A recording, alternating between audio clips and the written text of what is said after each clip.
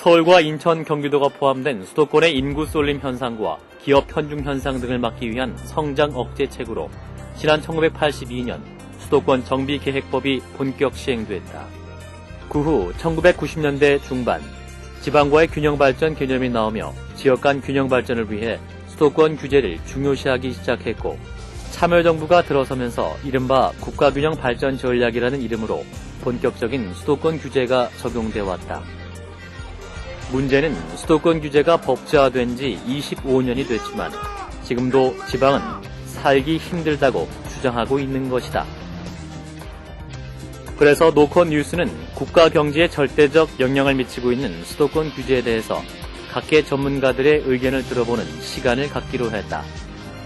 먼저 수도권 규제에 대해서 경기개발연구원 김은경 경제학 박사를 만나보자. 균형 발전을 하기 위해서 한 축으로는 수도권 규제를 하고 한 축으로는 지방을 지원한다는 거죠.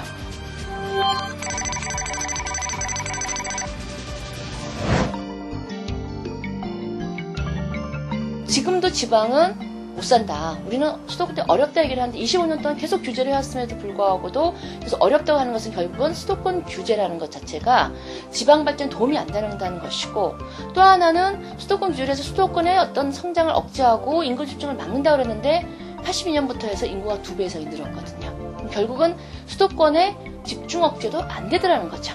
결국은 실효성의 측면에서 문제가 있다는 겁니다.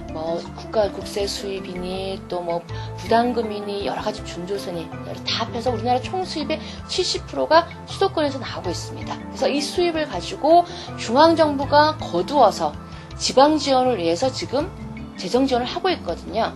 근데 이런 상황에서 지금 수도권을 계속적으로 억압을 하게 되면 수도권 성장을 못하는 것이고, 그러면 지방은 그야말로 균형 발전에 반하는 정책이 된다는 거죠. 따라서 실제로 중요하게 우선 균형 발전을 하려면 중요한 것은 뭐냐면 우선은 각 지역의 특성에 맞는 그 발전 전략을 가져야 되는 것이고, 그리고 우리가 여기서 전제로 또 고민해야 될 건 뭐냐면 어떤 나라도 동일하게 발전한 나라는 없습니다. 발전하고 있는 나라도 없고요. 지역 간 격차는 소득 격차와 마찬가지로 시장 경제 원리에 있어서 너무나 당연한 결과입니다. 우리나라 기업 가운데 99%는 중소기업이다. 대기업은 1% 정도로 생산이나 고용 면에서 중소기업은 우리 경제의 버팀목이라 할 수 있다. 실제 우리나라 전체 제조 생산량의 60%, 인력 고용의 90%가 중소기업에서 나온다.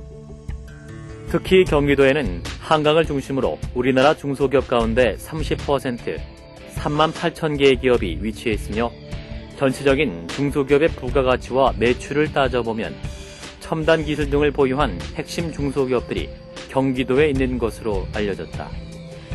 이러한 중소기업이 수도권, 특히 경기도에서 성장하기란 여간 어려운 일이 아니다. 바로 2중 3중의 중복 규제로 공장 증설 하나 제대로 못했기 때문이다. 기업 성장과 관련해서 홍기화 경기중소기업지원센터 대표이사를 만나보자. 다른 지역보다 더 많다는 것이 가장 어려운 점이라고 이렇게 얘기할 수가 있겠습니다.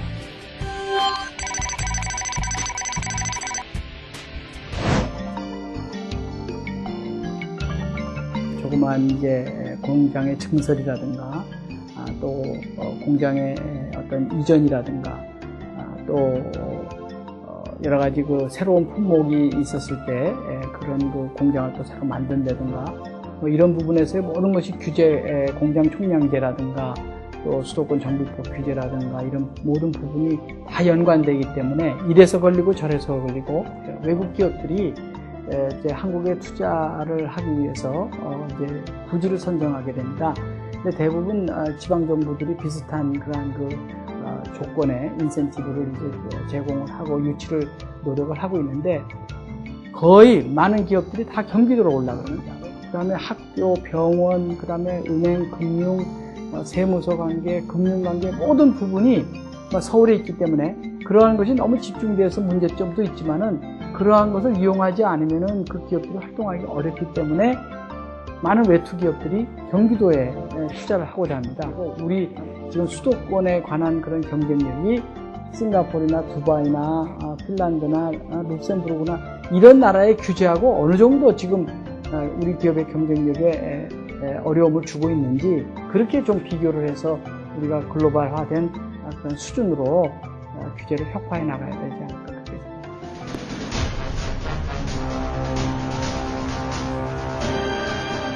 미국의 서브프라임 모기지 부실 여파로 촉발된 세계 금융 위기로 인해서 세계 경제가 심상치 않게 돌아가고 있다.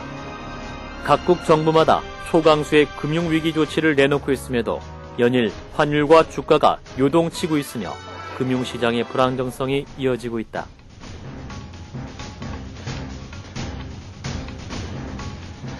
이와 같은 세계적인 경제 위기 속에서 우리 정부는 지난달 말 수도권에서 대규모 그린벨트를 해제하기로 한 데 이어서 지난 10월 30일 대기업의 수도권 공장 신축과 증설을 허용하기로 했다. 이는 일본이나 영국, 프랑스 등 선진국과의 경쟁 체제에서 살아남으려면 우리 기업들의 막힌 투자 물꼬를 터줘야 한다는 주장이 힘을 얻은 데 따른 것이다. 세계 경제 위기와 수도권 규제에 대해서 전국경제인연합회 양금승 규제개혁 팀장의 말을 들어보자. 지방에서 우려한 바와 같이 지도권 지방을 완전히 꽁꽁 얼어붙고 수도권만 배 터지는 그런 경우는 없을 거라고 생각합니다.